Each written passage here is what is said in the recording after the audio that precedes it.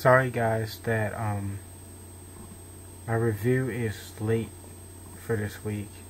My TNA review is late for this week. It's 2:01 a.m. currently right now, and I'm sorry that my review is late this week. I'm sorry. This may be a long video. I don't know yet. Normally TNA goes off at 10 and my review is up by 11, but you can see it's 2 o'clock, and I was just it was just something that I had to do, so I wasn't able to produce it fast enough. And also, if you're a WWE fan, my Superstars review will be probably another half an hour after this, and also my SmackDown review will be later on today since it's already Friday. This is a raw video. I mean, this is probably the most I've ever written for a TNA review. I was not able to watch Slammiversary, but watching from TNA, I was able to get the gist of what happened. I generally don't watch pay-per-views because when the next show they tell you what happened, so you pay, I don't even know how much it costs, but I haven't paid for a pay-per-view probably like 5 years. I really don't watch pay-per-views because it's like $60 to watch a show. I mean, I think you could use something else with the money, but if you're a true hardcore fan, hey, but they're going to review what happened on the next show, plus the DVDs come out, which are cheaper, so you can go back and watch it anytime. But that's just my opinion. I wasn't able to watch Slammiversary, so sorry. I tried to find it online. I couldn't find it online, but it is what it is. I may be able to find it online, maybe. Question mark after that. So TNA Impact this week was live from Orlando, Florida. James Storm returned, I think. I'm not sure. They said something about 16 months. Correct me if I'm wrong. Returned, I believe, after 16 months to Slammiversary. And also, Mr. Anderson became the #1 contender at Slammiversary. So basically, the show opened with, not sure what you call it. Like, WWE has ladder matches. TNA, I'm not sure if they have ladder matches or not. This is my 4th week doing reviews, and this is my 4th week doing, and this is 4th week doing reviews, which is a month, and my 4th week watching the whole full TNA. Like I said in my earlier videos, I normally record TNA and skip to Jeff Hardy's match and just watch that and turn it off. But since I did a review and people watched it, I started watching the whole show. So I've only been watching it for a month, so I don't know the history about TNA and everything. So if I'm getting stuff wrong, you have to forgive me. Like I said, this is a full month that I watched the whole show. They had the cable match where the belt is on the cable. You have to climb over it and get the belt. It's between Austin Aries, the X Division champ, Zimmer, Ion, and Chris Sabin. Chris Sabin was impressive during the match. I wrote something down. I have no idea what that means. 15 months. I have no idea what that is. 15 months. I have no idea what 15 months means. Maybe he returned after 15 months. He was impressive during the match. Hold on, I must say this though. After watching TNA for a month, I've been a WWE fan since 2001. So, but I'm starting to like TNA. That sounds weird, but I'm starting to like TNA because it seems like every week they have like a tag team, like a championship match. Now, no, TNA is also scripted, but when you're watching TNA, it isn't as obvious as WWE. Like TNA, you can tell it's scripted, but it isn't obvious. When you're watching WWE, you can tell, yeah, it was supposed to do that. It's supposed to do that. But I'm starting to like TNA. This is only my first month, but I'm starting to like it. WWE will always be my favorite, but I'm starting to like TNA a little bit. So they had the X Division Championship belt with the cable, the championship belt on the cable. And Austin Aries was able to retain his championship belt. Also, there was a rumor that Christian was at the Slammiversary pre-show. I don't know if Christian was at the Slammiversary pre-show. Now, it was just a rumor. If you know, you can comment and say yes he was or whatever. I heard that he was at the pre-show. I know he used to be in TNA a couple years ago. I do know that, but that's what I heard. And then Hulk, after the match is over, Hulk Hogan interrupts. He comes down to the ring and tells Austin Aries how he's one of the greatest wrestlers he's ever seen inside the ring of TNA. Which, I don't know about that. I mean, I've only been watching for a month, but I don't know Austin Aries personally. Only seen about 4 of his matches. And to say he's the best wrestler Hulk Hogan has ever seen, first, if Hulk Hogan tells you that, that means something. That's like Ric Flair or The Undertaker or The Rock or Stone Cold telling you they're the best you've ever seen. So that's a compliment, but the Austin Aries, I don't know about that. I like Jeff Hardy. He could have chosen Jeff Hardy that. Jeff Hardy is my favorite TNA superstar. So, and also, Austin Aries talks about how he wants to be the main eventer. So Hulk Hogan gives him this opportunity. He has to give up his X Division Championship, and he will get a match against Bobby Roode at what's the pay-per-view called? One Destination? Final Destination? I don't know. What is it called? I wrote it down. Destination X. My bad. Destination X. My bad. He will go against Bobby Roode for the World Heavyweight Championship. And he gets 1 week to decide. So, I don't know. I mean, that's kind of risky. He's already the X Division Championship, and if he gives it up in 1 week, there's no guarantee that he's going to win. So it's kind of, I don't know. I mean, what do you think will happen? I mean, do you think he will stay the X Division Champion, or he will take the World Heavyweight Championship opportunity? So, let me know what you think. Let me see. After that, they cut to a scene backstage where the lawyer, I forgot his name, Joseph Stevens, I believe, Abyss brother, he's back there, eating with people, and Billy Ray comes back there and just knocks the table over and just doesn't beat him up, but he thrusts punches at him. He was looking for Abyss, basically. I must say this. Hold up, I'm gonna say it later. And then also we had the television championship match. After that, we have Hernandez versus Devon. I must say to all my WWE fans, tell me if I'm wrong, but Hernandez reminds me of Hunico. Hunico who played Sin Cara. So, look at Hernandez again. Look at his entrance. And then look at Sin Cara's, compare Hernandez to Hunico entrance. Both the same. Tell me, when I looked at him, he reminded me of Hunico. So, tell me how you feel about that. Versus Devon. Hernandez started the match early, but with a sneak attack. But Devon made him pay for that. I mean, Devon destroyed him. I mean, for as much as he weighed, he was impressive. He was flying around the ring. I haven't seen a guy that big move around fast that in so long. It's kind of weird, but he was able to fly around the ring with his size. And then after that, so Devon won the match, of course. Then after that, they showed a video of last week when Dixie Carter was pushed down in the ring.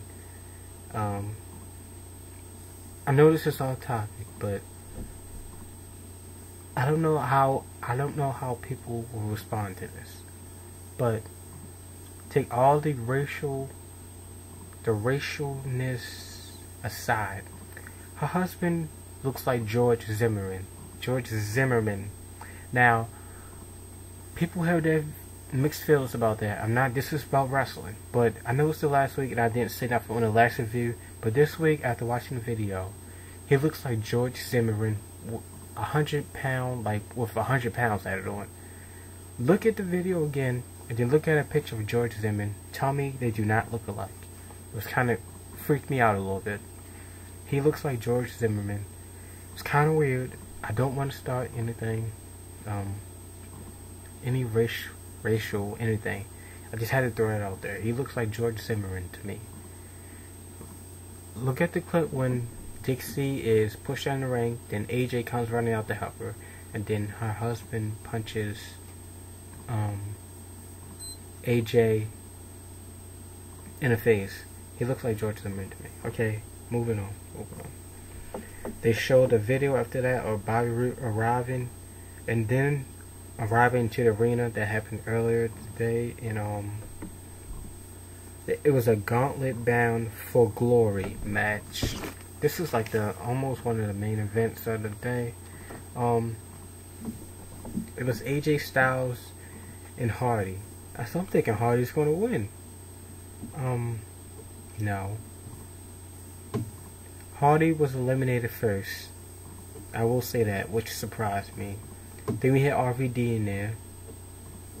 We had Billy Ray. Billy Ray was eliminated second. Then Kurt Angle comes out. Actually, it was Madness before Billy Ray. Then Angle. We have Robbie E. We have Christopher Daniels. We have Samoa Joe and James Storm. Hardy was first. Billy Ray was second. AJ Styles was third. Angle was fourth. Robbie E was fifth. Madness was sixth, eliminated. Pope was seventh and eliminated. I haven't seen Pope in a long time, and I had no idea he had went to TNA. In WWE, he was known as Elijah. I don't know his last name. I do remember when Batista.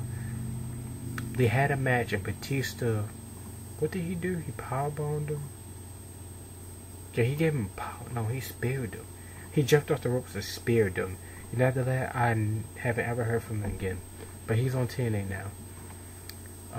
Type in Elijah and Batista into YouTube. You'll see what I'm talking about. I don't know if it's a powerbomb experiment. It's like 2007. I don't know. But he's on TNA now. I don't want to say TNA is WWE's dumpster, but some people go there because I guess they're shorter, work schedule. But some people go there because they didn't make it in TNA. In WWE, like they didn't pop, like John Cena and everybody else. Some people go there because of the lighter work schedule. Some people go there because they just didn't pop. Anyway, James Storm, after returning, I think 16 months, I don't know. After returning for 16 months, he wins the the Bound for Glory match, and he gets 20 points. I don't know what his points mean, but I guess whoever has the highest points wins something. I don't know. Like I said, I just started watching a month ago, so bear with me on that. And also, James Storm had a 6-pack of beer in there. Now, me watching WWE first, when I see beer in a wrestler, I think of Stone Cold.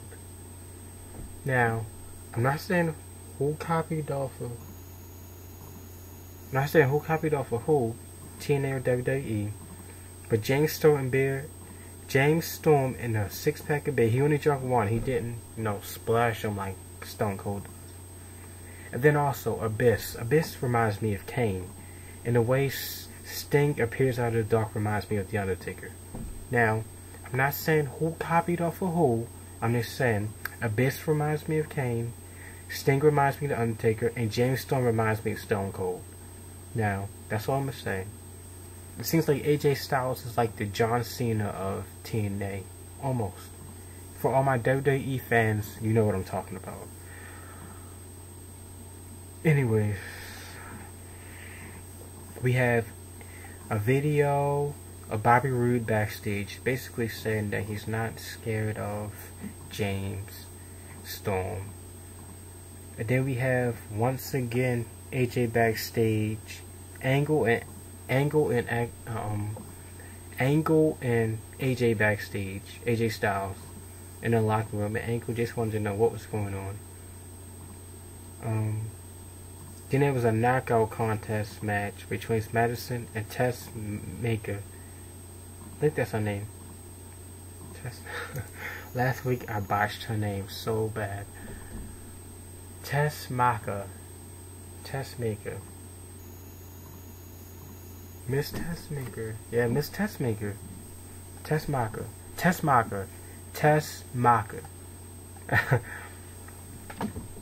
Miss Tessmaker.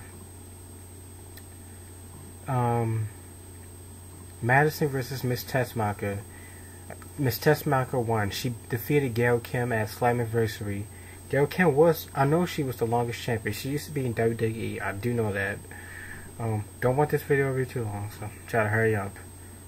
And then there was a scene backstage after Tessmaker defeated Madison, where Brooke and Gail Kim were talking. I thought Brooke would, I don't know, she gets a little airtime. I thought she would get more airtime than she does, but,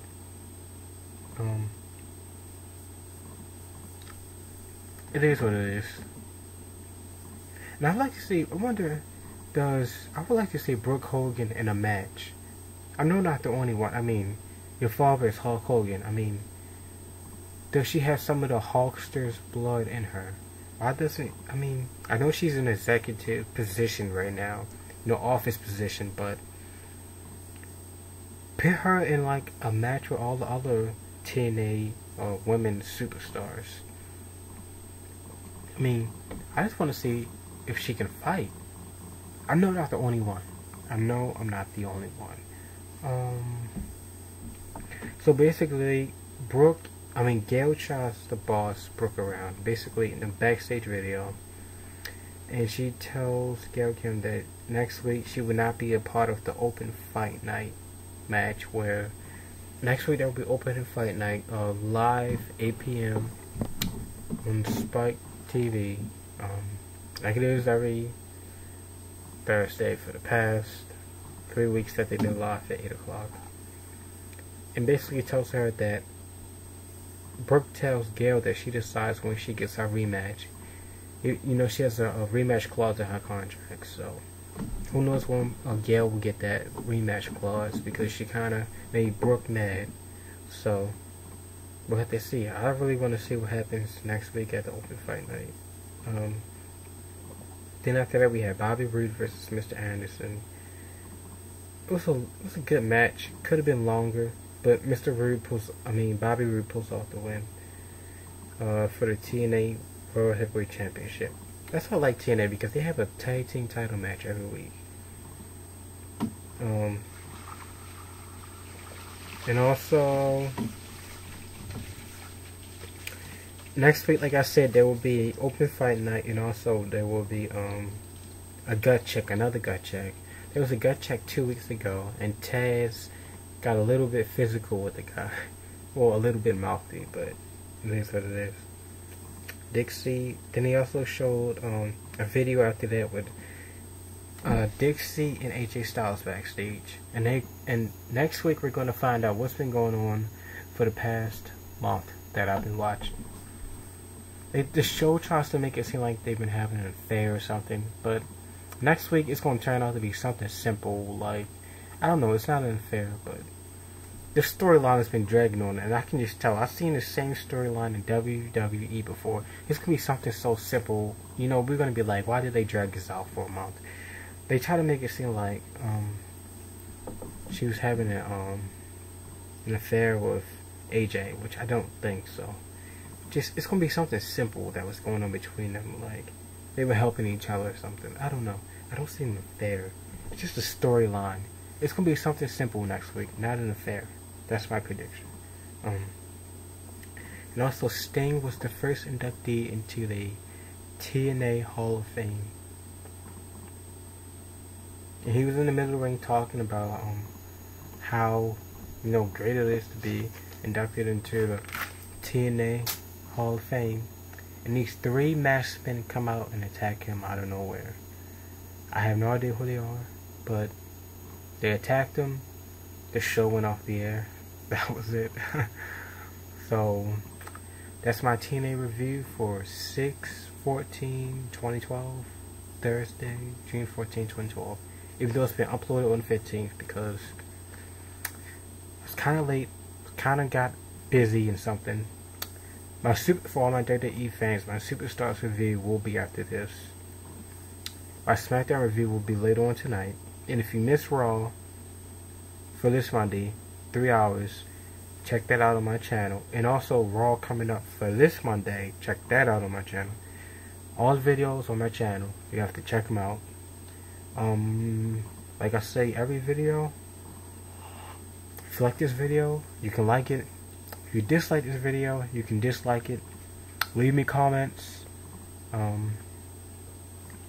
wrestling related, or to answer a question that I asked in a video, or if you don't agree with something I said, or suggestions, or I don't know. If you leave a response that requires me to answer, you'll get a response within 24 hours.